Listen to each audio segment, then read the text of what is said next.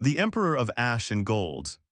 High above the scorched cliffs of the Ember Realm, where the air thinned into a biting chill and clouds drifted like torn banners across the sky, the great citadel of the Dragon Emperor loomed against a horizon the color of molten copper.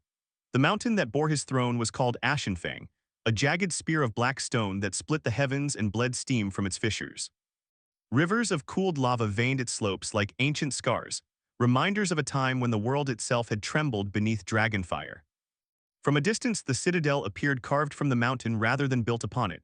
Towers spiraled like obsidian horns, and massive archways yawned open like the jaws of some slumbering beast.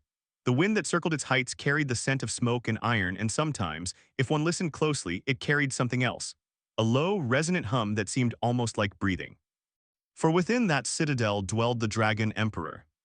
When he unfurled his wings, they stretched vast and terrible, shadowing valleys leagues away. Sunlight caught on his scales and scattered in molten flashes, as though gold had been poured across midnight stone. Each movement of his colossal body stirred the air into spirals, and when he launched himself from the mountain's peak, the thunder of his ascent rolled across kingdoms like distant war drums.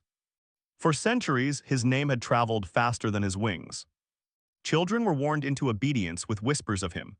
Generals measured their ambitions against the possibility of his displeasure. Poets wrote verses of fire and ruin, imagining cities reduced to cinders beneath his wrath. Though decades had passed since he last scorched a city, the memory of those ancient burnings lingered in stone and story alike. He had once been conqueror.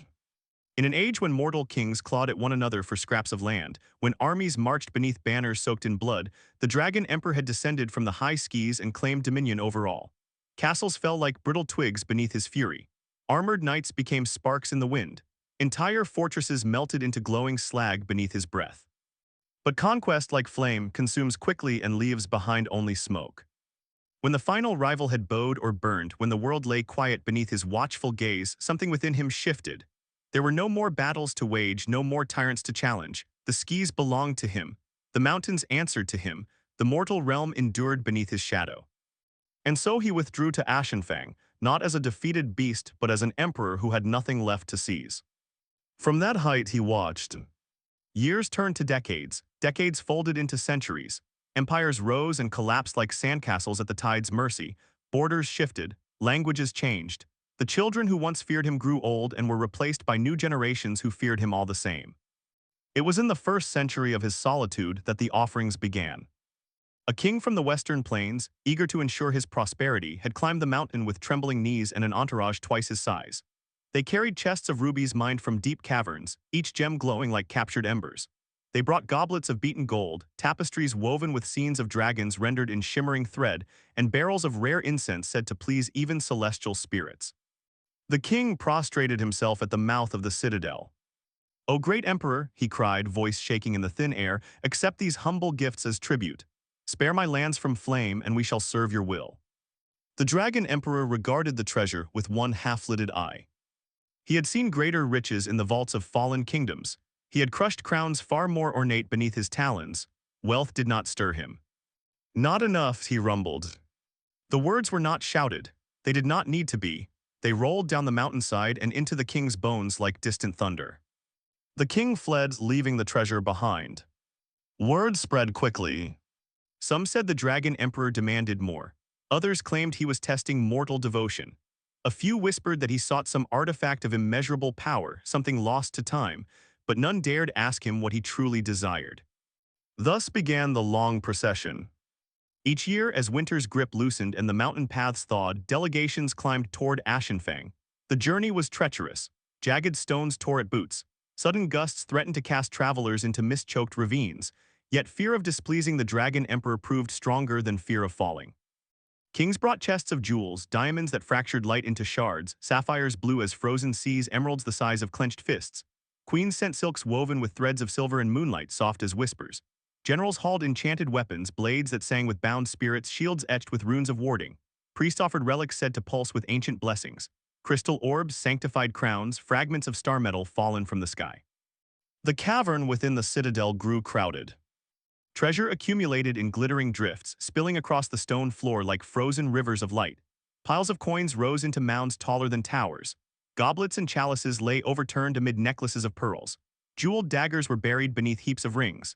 Tapestries draped over boulders of obsidian, their threads catching stray beams of sunlight that filtered through cracks in the ceiling. The air within the cavern shimmered faintly, thick with the mingled scent of gold, incense, and the faint sulfur of ancient fire. Yet each year the answer remained the same. The Dragon Emperor would lower his massive head, eyes reflecting the brilliance of the offerings. He would study them in silence long enough for hope to bloom within mortal hearts. Then he would speak. Not enough. He did not roar, he did not lash his tail in fury. He did not incinerate the tribute bearers where they stood.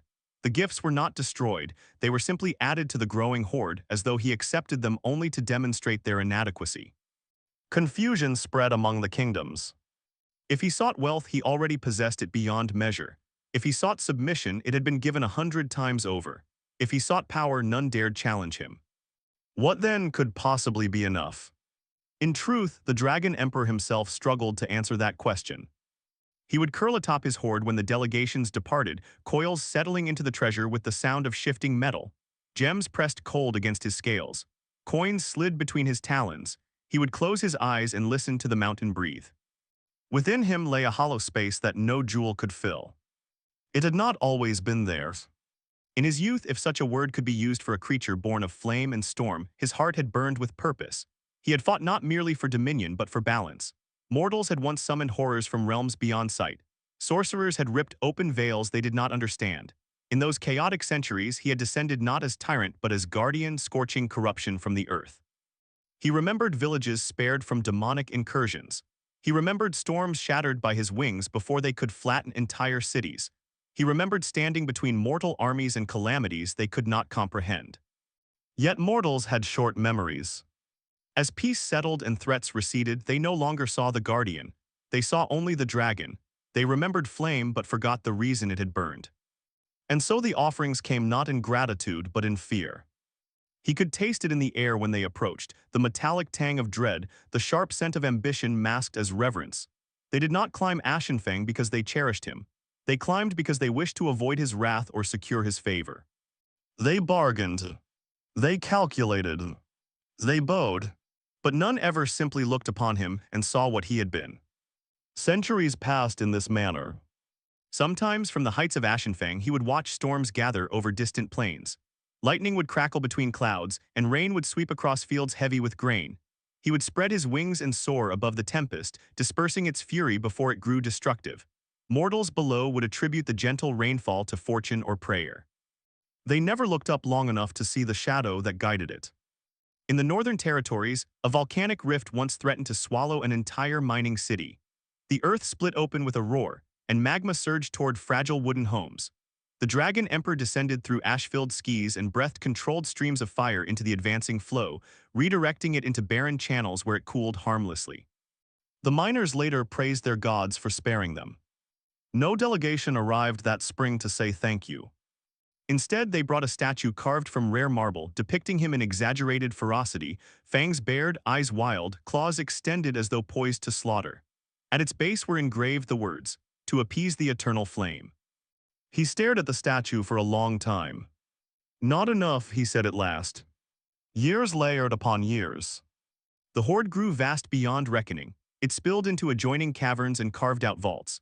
Entire chambers were dedicated to singular types of tribute, one for weapons, one for silks, one for sacred relics that glowed faintly in the dark. The light reflecting from the treasure painted shifting patterns across the cavern walls as though trapped stars flickered in silent mockery.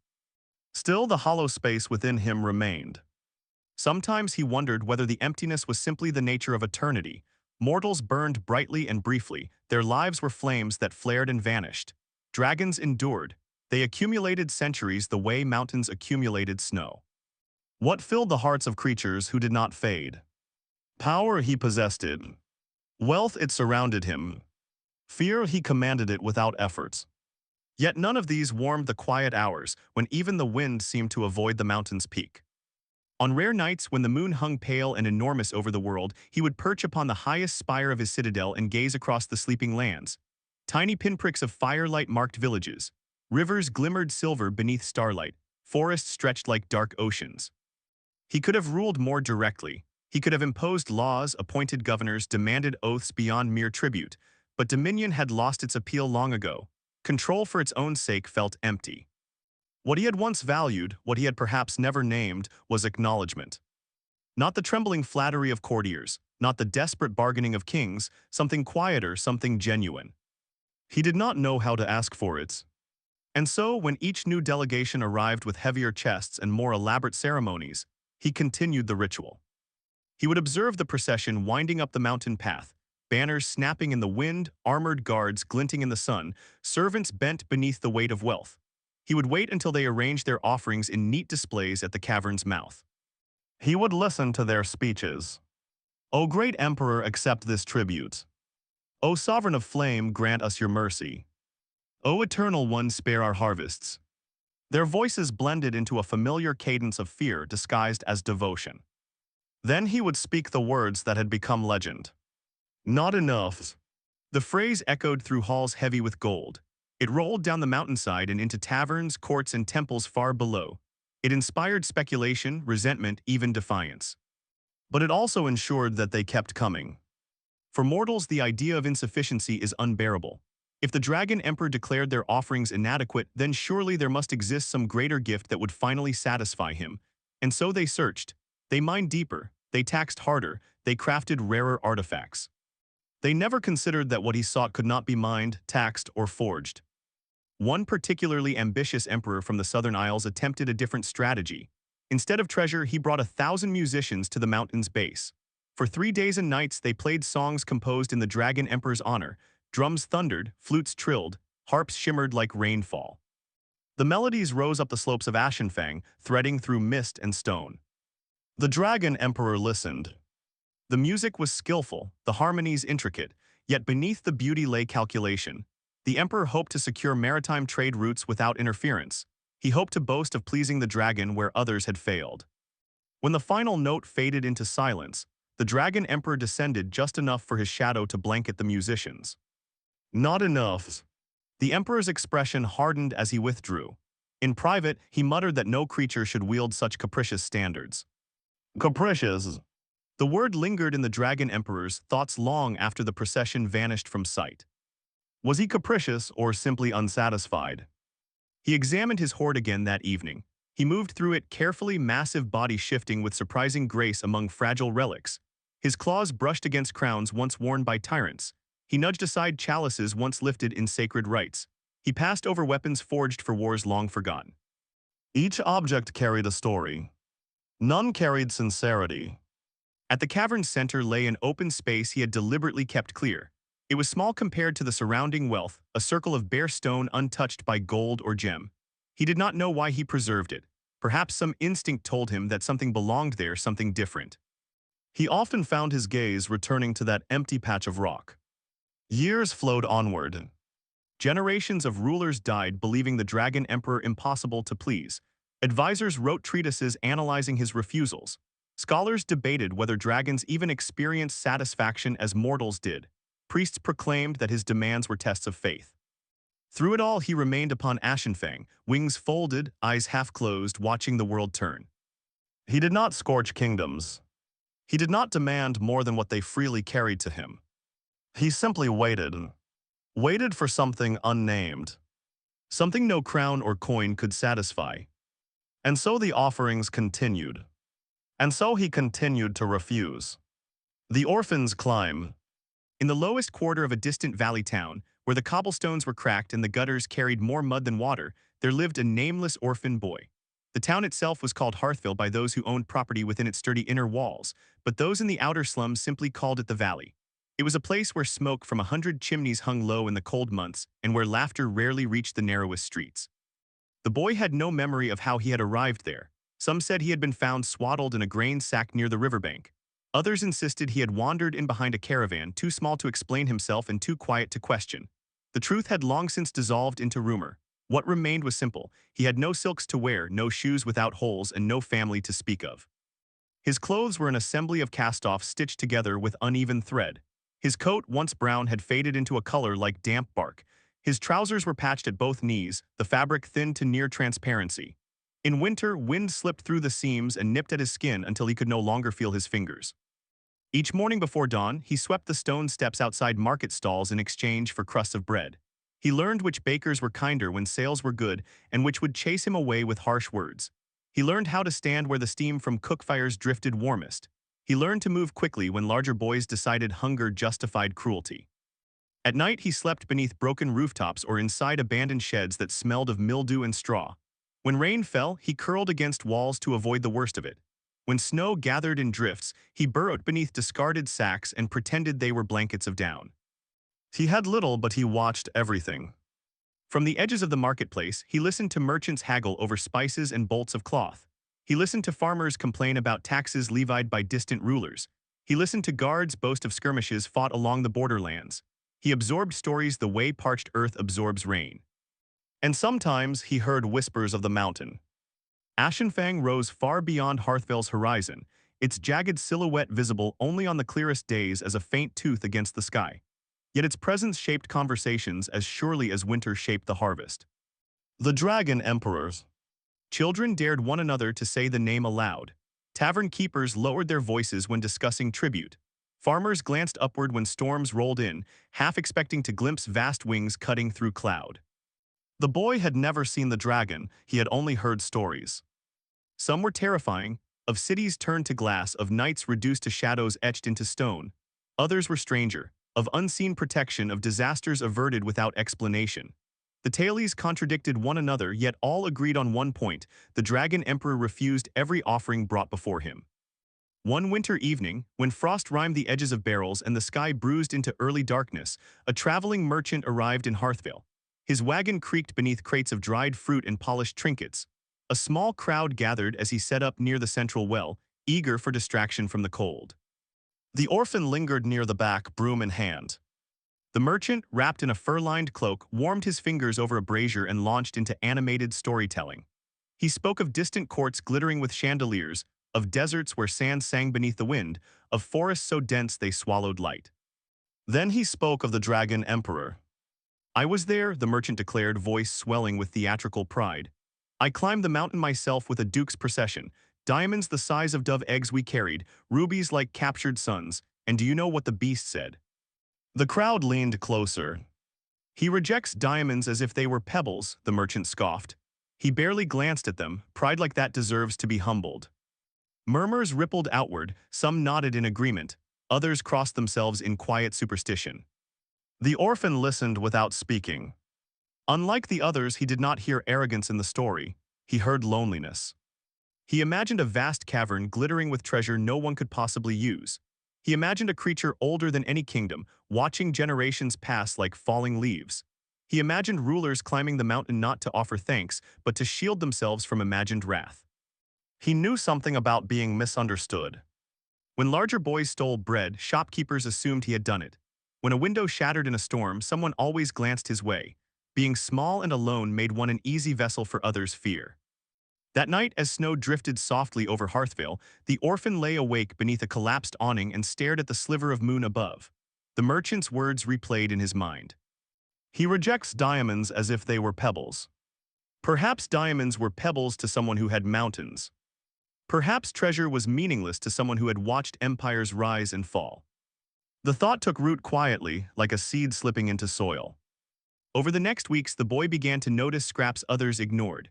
Bits of charcoal dropped by scribes after copying ledgers, torn corners of parchment discarded for minor blemishes, slivers of wax fallen from candles in wealthier quarters. He gathered them carefully, tucking them into the lining of his coat. At first, he did not fully understand why.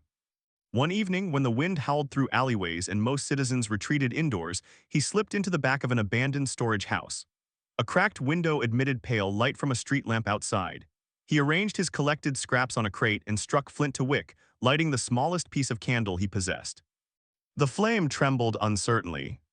He held a fragment of charcoal between stiff fingers and hesitated. He had drawn before simple shapes scratched into dust, crude animals on scraps of wood, but never with intention like this. He closed his eyes and tried to picture the Dragon Emperor not as tavern tales described him, but as he imagined him might truly be.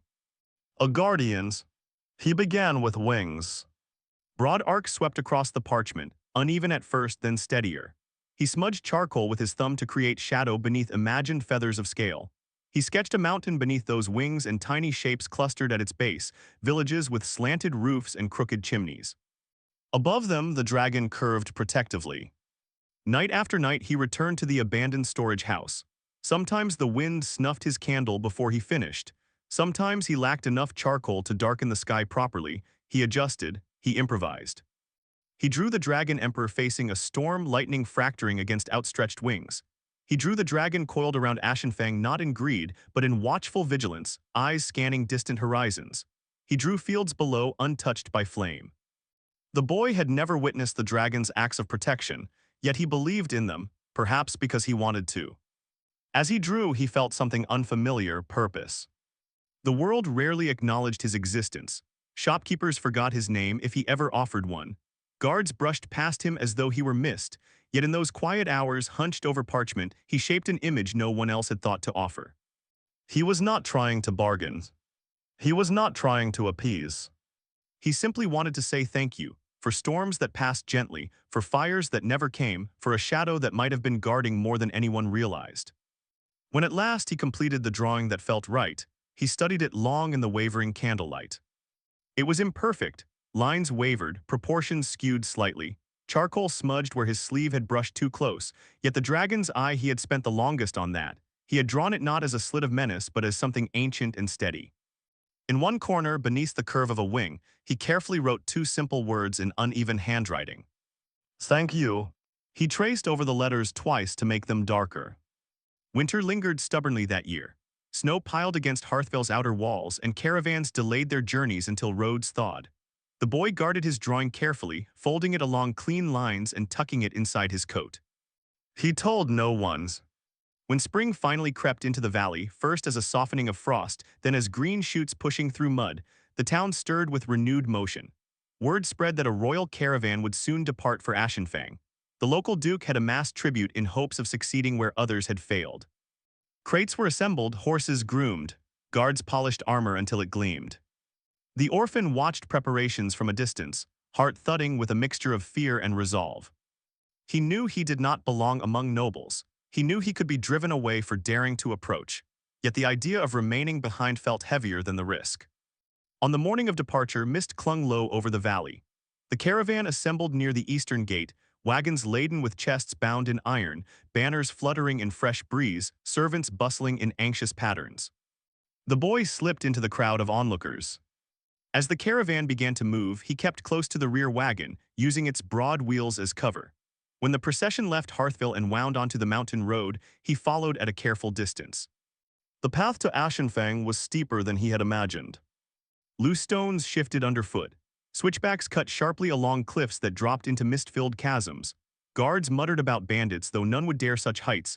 The air thinned as they climbed, each breath sharper than the last. The boy's legs ached. His patched shoes offered little protection against jagged rock. More than once he stumbled and scraped his palms. Yet he pressed on, one hand always checking the folded parchment inside his coat. At night, the caravan camped in sheltered alcoves. The boy remained hidden among supply crates, nibbling on crumbs fallen from servants' plates. No one noticed the extra shadow at the edge of firelight.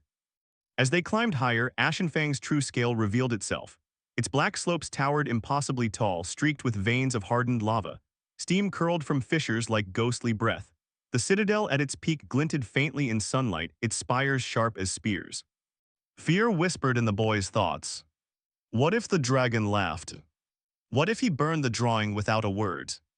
What if he did not care at all? Yet another voice, quieter but steadier, answered. It was not about the outcome, it was about the offering. On the final ascent, wind howled across exposed ridges.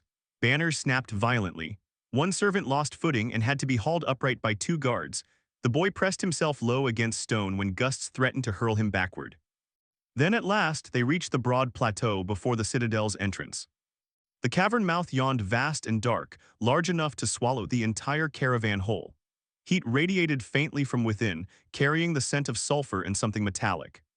Servants hurried to arrange chests in symmetrical rows. The duke rehearsed his speech beneath his breath, adjusting the fall of his cloak. Guards stood rigid, though sweat glistened at their temples. The boy lingered behind a stack of crates, heart pounding loud enough he feared to echo. A tremor rippled through the ground. From the cavern's depths emerged the Dragon Emperor. He was larger than any story had conveyed. Scales shimmered like liquid gold over obsidian. His horns curved backward like crescents of midnight. Smoke curled lazily from his nostrils as he regarded the gathered mortals. The Duke fell to his knees and began his carefully crafted address. He spoke of loyalty, of tribute, of hopes for continued peace. Servants opened chests to reveal Ruby's mind from the deepest earth, their crimson glow reflecting in the dragon's eyes. The Dragon Emperor studied the display. Silence stretched thin. Not enough, he murmured. The words were softer than thunder, yet heavier than stone. The Duke's shoulders sagged. A murmur of despair rippled through the entourage. The boy felt the moment slipping away. If he did nothing, he would descend the mountain with everyone else, his drawing unseen, his intention unspoken. The hollow he imagined in the dragon's heart would remain unanswered. Before fear could root him in place, he stepped out from behind the crates. Armored guards noticed him at once. Hey, one began, reaching for his shoulder. But the boy slipped free and moved forward, small boots scraping against stone. The Dragon Emperor's vast gaze shifted. It settled upon the smallest figure lingering behind armored guards. The boy's legs trembled. The cavern seemed impossibly large now, treasure glittering in dim recesses. Heat washed over him in waves, carrying the weight of centuries. He did not know how to bow properly. He did not know the words nobles used. His throat felt dry as ash. So he did the only thing he had come to do. He unfolded the parchment with shaking hands. He held it up. Both hands extended fully, offering not wealth, not tribute, not bargain, only a drawing smudged with charcoal and care. The cavern grew silent. Even the wind seemed to pause at the threshold of stone. And in that stillness, the smallest offering stood before the greatest emperor the world had ever known. The gift accepted. The Dragon Emperor lowered his vast head until one golden eye filled the boy's world. The movement alone shifted the air in the cavern. Coins trembled. Loose gems clicked softly against one another like distant chimes. Heat rolled forward in a steady wave, carrying the scent of smoke and ancient stone. The boy's hair stirred against his forehead, but he did not step back. From where he stood, the Dragon Emperor's eye was not merely large, it was immense, a molten sun encircled by rings of burnished amber and deep, unreadable gold. Within its polished surface reflected the small figure holding a trembling parchment. The dragon had expected fear. He had known fear in 1,000 forms, the acrid tang of it in armored knights, the sharp pulse of it in kings who hid desperation behind rehearsed speeches, the trembling reverence of priests who invoked his name with shaking lips. Fear had a scent. It lingered in sweat and quickened breath. It quivered in the air before him. He inhaled now. He smelled dust from the long road, cold wind from high altitudes, faint traces of stale bread and smoke clinging to worn cloth. He did not smell fear. Instead, he saw charcoal smudges, crooked lines, careful shading where small hands had pressed too hard and then softened their strokes. The parchment was creased from folding, edges frayed slightly where it had been handled again and again. And in the center of it all, he saw himself. Not as a beast with bared fangs and blazing fury. Not as a tyrant perched atop a mountain of gold. Not as the monstrous caricatures carved into marble statues and embroidered into tapestries meant to flatter or placate. He saw himself with wings unfurled wide over tiny villages. He saw storms breaking harmlessly against scaled shoulders. He saw his own form curved protectively around Ashenfang, gaze directed outward, not downward. He saw a guardian. The Dragon Emperor's pupil narrowed, then widened slowly. "For what do you thank me, child?" he asked. His voice did not shake the mountain this time. It moved through the cavern like embers shifting in a hearth, low, warm, deliberate. The nobles nearest the entrance exchanged startled glances. They had never heard his tone soften. The orphan swallowed, throat tight. He had not expected to be addressed. Words felt fragile in the presence of such enormity, yet he had climbed too far to remain silent. "For not burning us," he said quietly. His voice echoed faintly against treasure-laden walls. "For watching the skis, for being there." The simplicity of the answer lingered in the air. No elaborate praise, no request for protection, no promise of loyalty or tribute. Just acknowledgement. The Dragon Emperor had stood between worlds and disaster more times than mortals could count. He had shattered rifts where shadow serpents writhed and sought entry into fertile valleys. He had dispersed storms summoned recklessly by ambitious sorcerers who misjudged their own strength. He had crushed cults that worshipped ruin in secret caverns. He had done so not for applause, but because the balance of the realm demanded it. He asked no praise, he expected none. Yet as centuries layered silence upon silence, that absence had grown heavy. It had not angered him, it had hollowed him. Kings had approached him with bowed heads and hidden calculations. They feared what he might do, never considering what he had already done for them. Their offerings glittered with wealth but not with understanding. But this child, this small, dust-smudged orphan, had seen something else. The hollow place within his ancient heart stirred. It was not a violent sensation. It was not a sudden blaze. It was a subtle warmth like the first spark catching in long-cooled embers. Until now, he had not realized how cold that space had become. The Dragon Emperor lowered his gaze once more to the drawing. His talons, capable of crushing granite and rending steel, hovered uncertainly for a moment. Treasure could be grasped roughly, relics could endure weight. But this parchment was fragile, thin as dried leaf. He extended two claws with the utmost care and lifted it. The parchment bent slightly under its own weight. Charcoal dust shifted faintly. He raised it closer to his eye, examining every line. He noted where the boy's strokes had hesitated and where they had grown bold. He saw the tiny figures of villagers sketched beneath his wings. He saw the uneven but deliberate words in the corner. "Thank you." The words were small, they did not glow. They did not shimmer with enchantment. They were written in a hand still learning steadiness. "Enough." The realization settled into him not as a thought, but as a certainty. "This," he declared, lifting his head slightly so his voice carried to the cavern's farthest recesses, "is accepted." The words struck the stone like a bell. Nobles gasped. The duke who had presented rubies moments before stared in open disbelief. Guards tightened grips on spears, uncertain whether they were witnessing favor or calamity. The Dragon Emperor turned, moving deeper into the cavern. His body shifted through mounds of treasure with fluid grace. Coins cascaded like metallic waterfalls. Jewels scattered light across his scales in prismatic flashes. At the cavern's heart lay the highest mound of treasure, a peak of accumulated tribute rising like a second mountain within stone walls. Crowns rested atop goblets. Scepters lay tangled among necklaces of pearls. Rubies glowed from beneath layers of gold. With deliberate precision, he placed the parchment atop that mound. It rested lightly, absurdly humble among riches beyond measure. Yet as sunlight pierced a narrow fissure in the cavern's ceiling and struck the drawing, the charcoal line seemed almost to deepen. The white of the parchment shone softly against the sea of gold. Jewels glittered beneath it, but none shone brighter. The Dragon Emperor turned back to the boy. "What is your name?" he asked. The boy hesitated. Names had rarely mattered to him. Few had ever used one kindly. "They call me Ash," he replied at last. It was a nickname given in jest by market workers for the smudges that so often marked his hands and face. He had never corrected them. "Ash," the Dragon Emperor repeated. The name carried quiet symbolism, remnant of flame, proof that something had burned and endured. "You climbed far for this gift," the dragon observed. Ash nodded, unable to trust his voice. "Why?" the Dragon Emperor pressed gently. The boy glanced briefly at the nobles, then back at the vast golden eye before him. "Because no one else did," he said. The answer struck deeper than any spear. The Dragon Emperor straightened slightly, drawing himself to a height that commanded the entire cavern. His wings shifted, stirring air into spirals that danced over treasure. "Hear me," he said, his voice resonant once more, though not wrathful. "No further caravans are required. No more tribute shall climb this mountain in fear." The Duke stepped forward, confusion etched across his face. "Great Emperor, if tribute is not required." "It was never required," the Dragon Emperor interrupted, not unkindly. "You brought wealth to protect yourselves from a flame I had already chosen not to unleash." Murmurs rippled through the entourage. "The realm stands because it is guarded," the dragon continued, "not because it is bribed." The distinction settled uneasily among those who had spent fortunes on appeasement. The Dragon Emperor lowered his gaze to Ash once more. "You offered gratitude without expectation," he said.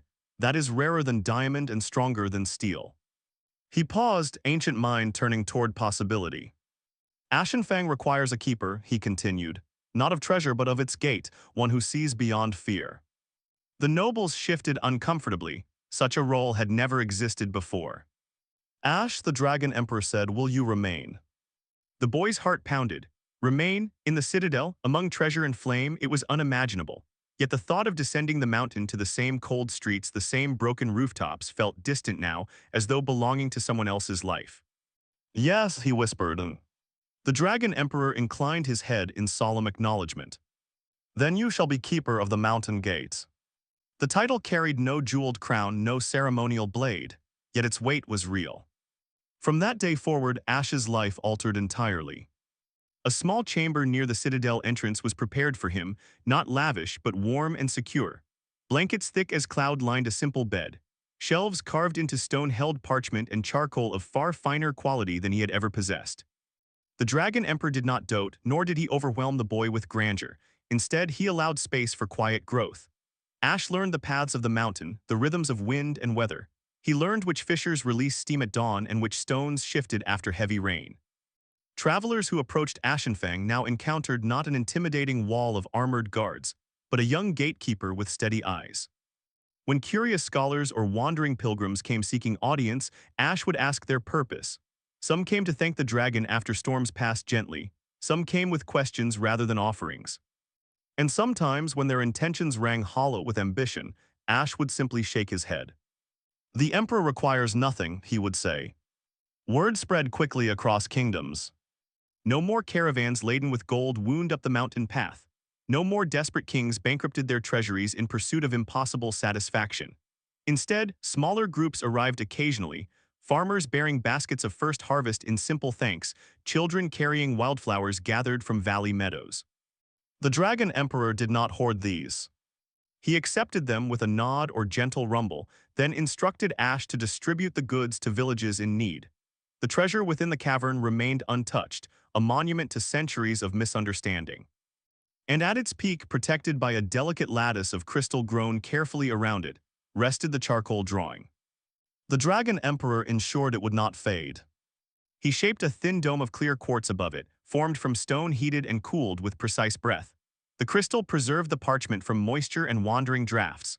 Light filtered through the quartz in soft halos, illuminating the image day and night.